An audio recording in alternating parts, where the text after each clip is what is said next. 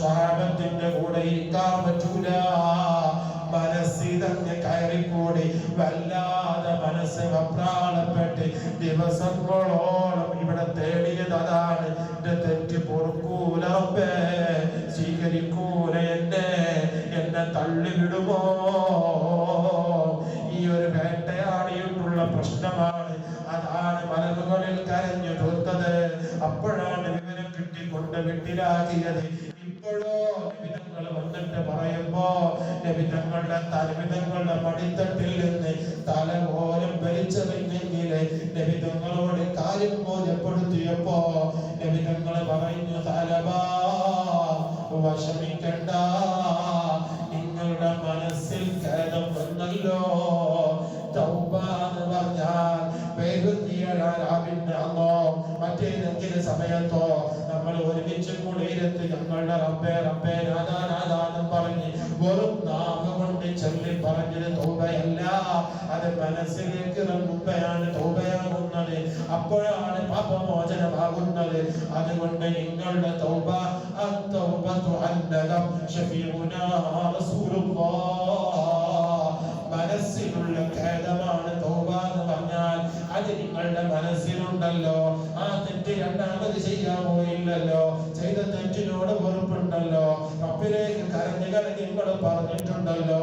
അതുകൊണ്ട് പരിഹാരം കിട്ടുമായിരിക്കും.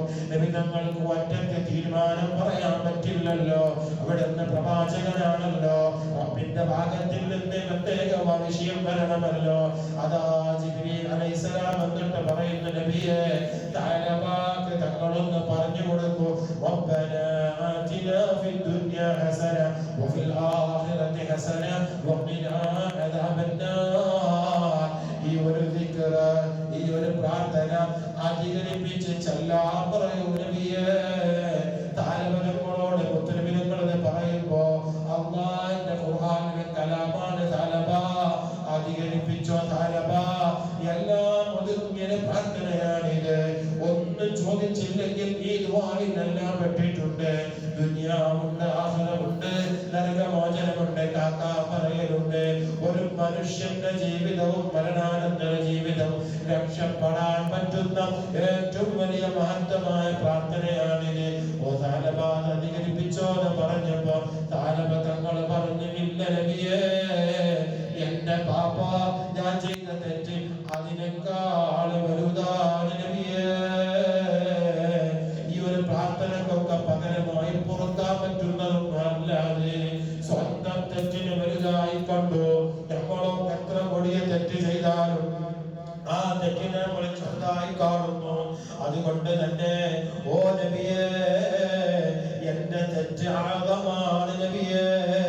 അപ്പോഴാണ് മുത്തുനബി തങ്ങൾ പറഞ്ഞത്, അല്ല അല്ല, നിങ്ങളെ തെറ്റോ ഈ ഖുർആനിന്റെ പ്രാർത്ഥനയുടെ വചനവും നോക്കുമ്പോ കലാമുല്ലാഹി അഅ്ളമു യാ തഅലബാ, പടച്ചോന്റെ കലാമ് തന്നെയാണ് ഏറ്റവും മഹത്വമേറിയത്. ആ വചനമാണ് ഏറ്റവും മേലെ നിൽക്കുന്നത്. ഈ ഇങ്ങനെ ചൊല്ലി ചൊല്ലി തുടങ്ങുന്നുണ്ട്. മുത്തുനബി തങ്ങൾ ഇങ്ങനെ സമാധാനിക്കുന്നുണ്ട്. അല്പം കഴിഞ്ഞപ്പോ ജിബ്രീൽ അലൈഹിസ്സലാം ഒന്നുകൂടെ പറഞ്ഞിട്ട്, നബിയേ, തഅലബാനോട് പറയണേ നബിയേ, നിങ്ങൾ എന്ത് വിഷയത്തിനാണോ ഓടിപ്പോയത്, നിങ്ങൾ എങ്ങനെയാണോ ഇങ്ങനെയായി പോയത്? ബിസിനസ് തകർന്നിട്ട് മനസ്സിന്റെ താളം തെറ്റിയതല്ല, കുടുംബത്തിന് പ്രശ്നമുണ്ടായിട്ടല്ല, അല്ലാഹുവിന്റെ കോടതിയെ ഭയപ്പെട്ടത് കൊണ്ടാണ്. അതുകൊണ്ട് നബിയേ, നിങ്ങൾ തഅലബാക്ക് ഒരു സന്തോഷം അറിയിക്കണം.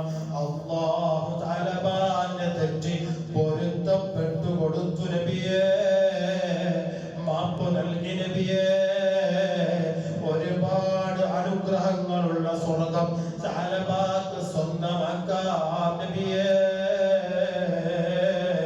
ഓ പ്രിയപ്പെട്ടവരെ, ഞാനിതാണ് പറഞ്ഞത്, ജീവിതത്തിൽ വന്ന ഒരു തെറ്റെങ്കിലും അമ്മ പുറത്തു നമുക്ക് ഉറപ്പ് കിട്ടിയിട്ടില്ല.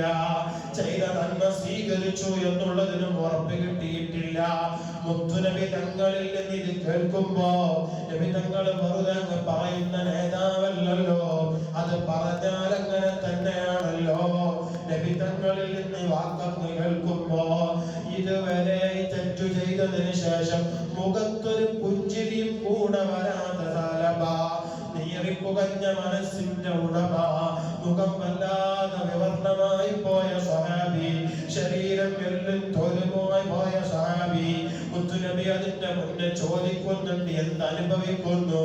എന്റെ ഓരോ ഞരമ്പുകൾക്കിടയിലൂടെയും എല്ലുകൾക്കിലൂടെയും ഉറുമ്പലിക്കുന്നത് പോലെ എനിക്ക് അനുഭവപ്പെടുന്നു നബിയേ.